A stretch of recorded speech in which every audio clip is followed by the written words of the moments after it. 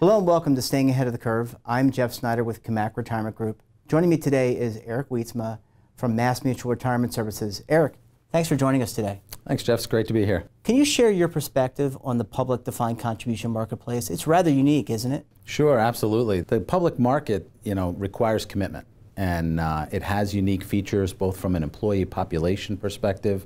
Because you think about typical government employees that do administration look a lot like corporate employees, but then you have public safety, where you're covering 3 shifts. You have people who are out in the field, maybe doing road work or garden work.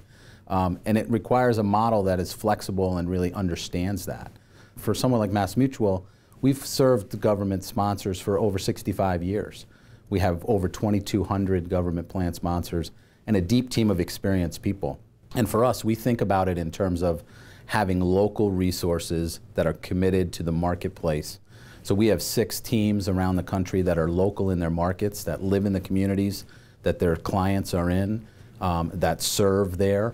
We also think about a strong, dedicated model to participant engagement.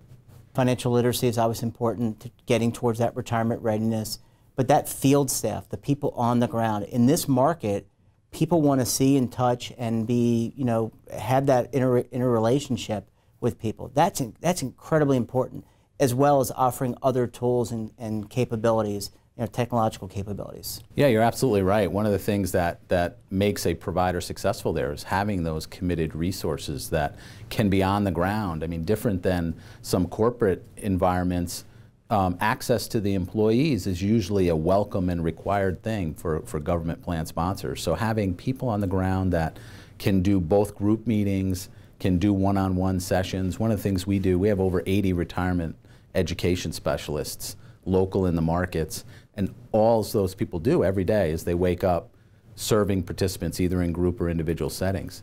In the government market, there is an awful lot of one-on-one settings, so you're able to really help a participant understand kind of their journey to retirement and all the changes that they're facing. When I measure the success of our people, we think about a term called action ratio, and we really want to be aligned with the participants to make sure that they're being successful. In the government space, when we have these one-on-ones, we get over a 75% positive action ratio, which means if you're not in the plan, you're now going to enroll. If you're in the plan and contributing, you're going to increase your contributions. If your asset allocation doesn't suit either your age or your income gap, you take a positive action or you consolidate assets. All of those things are what we consider positive actions to help people get on the right path. Auto features really have not yet taken off. We've seen Illinois adopt auto enrollment, and we know that there are some barriers there. But as the DC plan becomes more prevalent, is it your perspective, MassMutual's perspective, that this will evolve and maybe we could potentially see auto enrollment, the adoption of more auto features over time?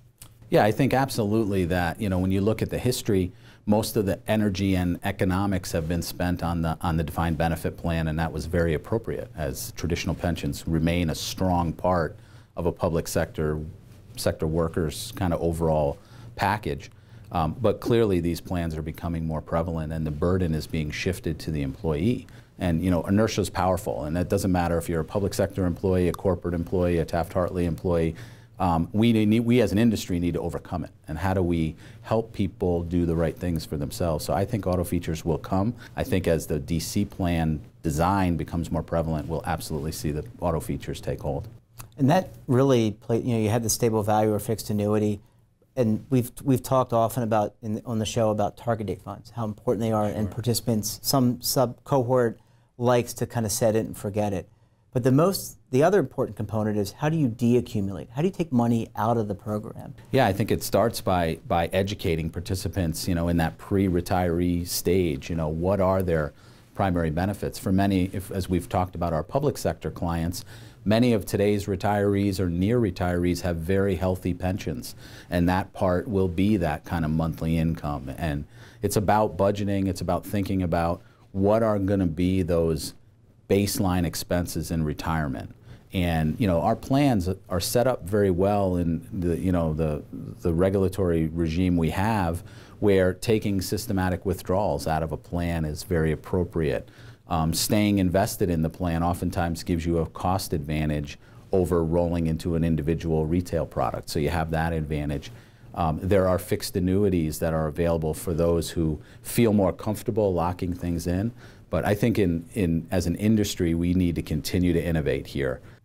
Eric Wietsma, thank you so much for joining us today. Great, thank you. It's been great.